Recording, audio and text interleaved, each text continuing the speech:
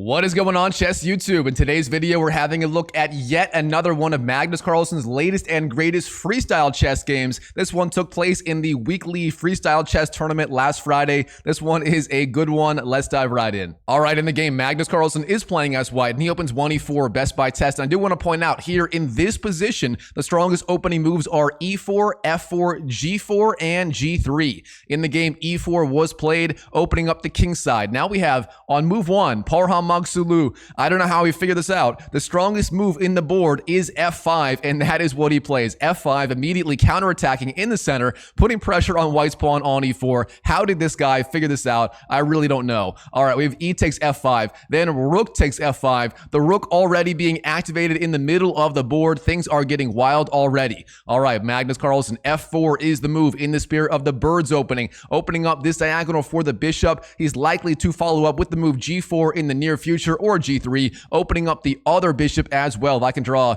arrows correctly to here and to here. All right, now black goes g6, activating his bishops. Now both those bishops on g8 and h8 are being activated. The artificially fianchettoed bishop on h8. Now we have knight b to c3, jumping up with the pony, knight b to c6 for black as well. And now finally, the move g4 in the spirit of the Grob's opening. And now those pawns are just controlling all of these key squares on the fourth rank. And of course, the rook on h5 is going to have to go back. Where's it going to go? Well, in the game, it goes all the way back to the starting square. Rook to f8 was played. Now here, Magnus, how does he want to proceed in this opening middle game, whatever you want to call it? Well, he starts with the alpha 0 advance, a4, gaining space on the queen side. And the idea behind this move, if black does castle queen side, that would involve the king not even moving and the rook going to d8, interestingly enough. If he does that, then white may want to threaten a5 and a6, the alpha 0 advance, trying to soften up black's queen side. And of course, between the alpha 0 pawn, the rook behind it, and these two bishops, that could lead to a very deadly attack. And of course, the king won't be safe on the king side either,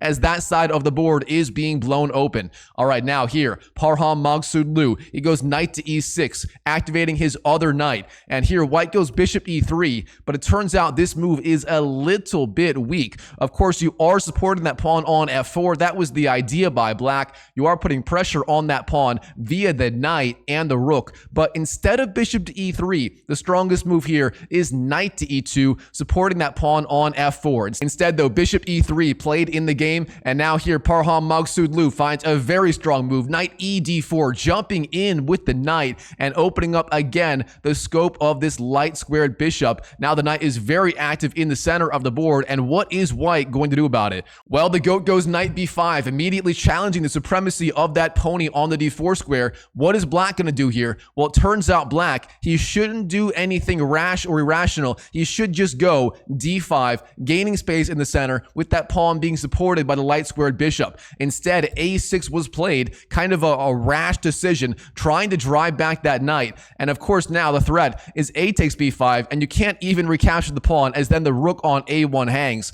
However, overall, white was intending knight takes d4. Now he can simply do that immediately without any repercussions. Knight takes d4 played in the game, and here Parham Maghsoodloo already has a very important decision to make. Believe it or not, he has to find the right recapture. Do you take with the bishop or the knight? And if he gets this wrong, he's going to be under a tremendous amount of pressure already on move 9, move 10 in this weird opening game. All right, what is the right idea? Well, if you like puzzles, pause the video right now and try to find the key recapture for black. Is it the knight? Is it the bishop? What's it going to be? And while you're at it, go and smash that YouTube like button for more videos just like this one.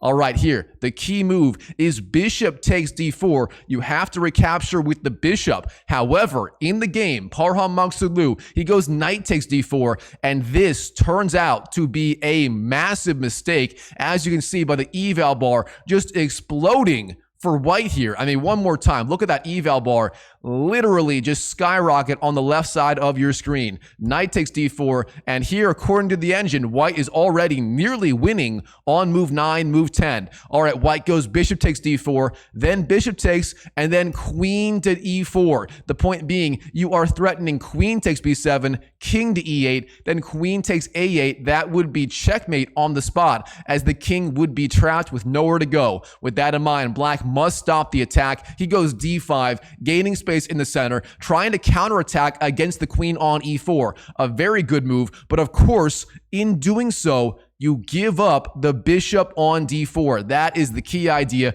White has the double attack on the pawn and the bishop here. Black goes d5, trying to defend, and white just picks up the free bishop. Queen takes d4, and already Magnus Carlsen is clearly in the driver's seat in this game. Of course, Parham Maghsoodloo is down but not out. He finds the very interesting move e5. The point being, this move lays a trap. If you take with the pawn or with the queen, then sooner or later the rook on f1 will hang. For example, f takes e5 is met by rook takes f1, and queen takes e5 is met by queen takes f takes rook takes f1. Either way, you win the rook on the f1 square. With that in mind here, white, he cannot take on e5. Magnus Carlsen knows that. He's too good to not see that idea. He drops back with the queen to e3. Now, if you take on f4, then white trades queens, and he is one step closer to having a completely winning endgame. So that would be very good for white. But here black finds the very strong move. He castles long, castles queenside, long castles one more time. The king literally does not move as it's already on the c1 square. Instead, the rook slides opposite the king. Very interesting. All right, now here white, he does not trade on e5. Instead, f5 is the move, trying to keep the king side a little bit more closed. But Parham Maghsoodloo, you can't count this guy out. He's got the rooks and the queens all slicing down on these files. And here he just goes for the move d4, gaining space in the center yet again, driving back that queen yet again. White goes queen to e4. But now here, Parham Maghsoodloo, bishop d5, hitting the queen on e4. And Magnus Carlsen, what's he going to do? Where is he going to move the queen? Well, if you like puzzles, pause the video right now. And again, try to figure out what Magnus Carlsen is going to do in this position. The move he finds in the game is just absolutely mind-blowing, insane. And if you follow Magnus Carlsen, and if you know he has a flair for, I don't know, queen sacrifices, you may know what's happening right here. Here in this position, Magnus Carlsen, he sacrifices the queen. Queen takes d5. What is the point of this move? Does it deserve 2 exclamation points? Not really. The idea behind it, white is already up so much material. He's up a piece. Magnus Carlsen says, you know what? I can give up my queen for a bishop and a rook, and I'm so far ahead, I can still win anyway. So Magnus Carlsen here, not making the strongest move, instead making a statement. Queen takes d5, the maximum disrespect move against his super grandmaster opponent. Now we have rook takes d5 and bishop takes d5. And from here, can Magnus Carlsen win despite being literally down an entire queen? Now both sides have 7 pawns. What is the material balance? White has 2 minor pieces and 2 rooks versus the queen and rook. That means white is up approximately 2 pawns in this position. He has the equivalent of a 2-pawn advantage. That should still be enough. But Magnus making his game way harder than it needed to be with that queen sacrifice. All right, G takes f5 played in the game, then G takes, and then e4, gaining space in the center with that pawn. Now we have the move rook to e1, opposing that black queen on e8 and threatening simply rook takes e4. What is black going to do? He goes e3, gaining space in the center, and now bishop to e6 hits the king, and now look at this. That bishop is just a menace in the position, it being supported by the pawn on f5. Now, neither the bishop nor the pawn can be easily taken. Black goes king to b8, sliding his king out of the way. Then we have d takes e3, and then here black, sure enough, c5 is the move, gaining space on the queen side, bolstering his pawn on d4. I mean, Parham Maghsoodloo, despite being way down in material, he continues to fight on in this game. Now Magnus, rook to a3, the rook lift on the 3rd rank. You gotta love it. The idea being maybe he wants to go rook b3, or maybe he's trying to recapture on e3 if black takes there with the a rook instead of the e rook.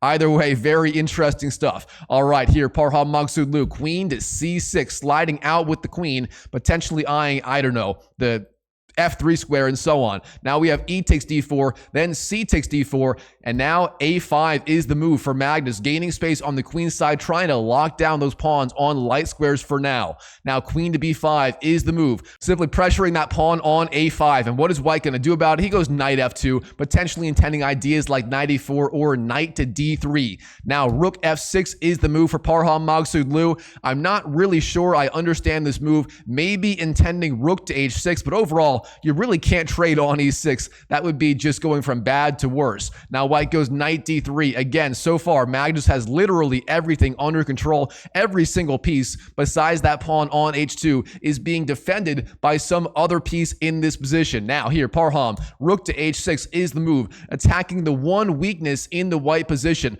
But Magnus, he ignores the pawn, he gives it up, and he just goes king to b1, saying, you know what, you can take the pawn. I'm already so far ahead. I'm intending rook b3, rook e5, and so on. You have no chance. So here, queen to c6 is the move, stepping out of the way of the future rook e5 idea and setting up queen to h1 ideas. Now h3 is the move, queen to g2. The queen flies in. Again, the queen and the rook are both attacking that pawn on h3, and the queen is reasonably active here. But Magnus, he is not done. He's just turning things up. Knight c5 is the move, jumping in with the knight, intending potentially either rook b3 and then knight takes h6, or maybe trying to set up somehow bishop d5 ideas, exerting pressure on b7. Now queen d2 is the move, attacking the rook on e1. Of course, the rook will have to move. Rook to c1 played in the game. The rook now perfectly defended on the queen side. Now king c7, f6. The pawn now advances.